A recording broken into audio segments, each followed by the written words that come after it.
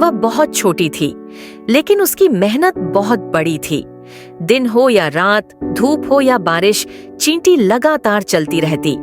फिर भी उसकी जिंदगी वहीं की वहीं थी और उसके मन में एक सवाल था, मैं इतनी मेहनत करती हूँ, फिर भी मेरी हालत क्यों नहीं बदल रही।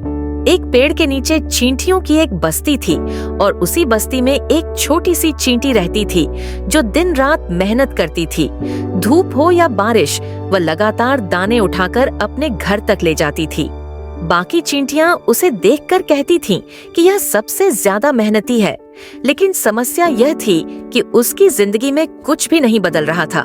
वह हर दिन उसी रास्ते से जाती जहां बार बार पानी भर जाता था, दाने फिसल जाते थे और उसकी सारी मेहनत बेकार हो जाती थी। समय बीतता गया, लेकिन उसका घर फिर भी खाली ही रहा।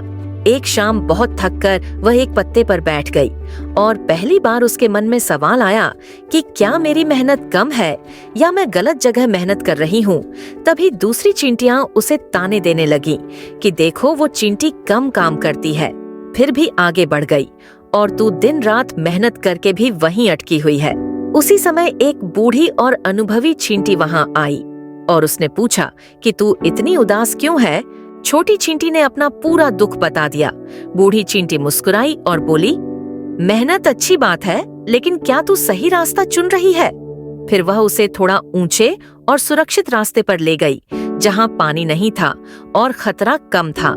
तभी छोटी चींटी को एहसास हुआ कि वह मेहनत तो कर रही थी, लेकिन गलत दिशा में। उस रात उसने कम काम किया, लेकिन ज्यादा सोचा और समझा कि सिर्फ मेहनत करना काफी नहीं होता, सही दिशा चुनना भी जरूरी होता है।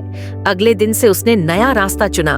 वह धीरे चली, लेकिन सुरक्षित चली और इस बार उसका दाना बार बार गिरा नहीं। शुरुआत में बाकी चींटियां हंसी कि इतना घूमकर क्यों जाती है, लेकिन कुछ ही दिनों में उसका घर भरने लगा और वही चींटी जो पहले पीछे रह जाती थी, अब दूसरों को रास्ता दिखाने लगी। तब उसने सबसे कहा कि मैं पहले भी मेहनत करती थी और आज भी करती हूँ।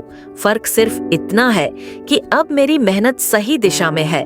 और यही इस कहानी की सबसे बड़ी सीख है कि मेहनत कभी छोटी नहीं होती, लेकिन गलत दिशा इंसान को थका देती है। और जिस दिन दिशा सही हो जाती है, उसी दिन जिंदगी अपने आप बदलने लगती है।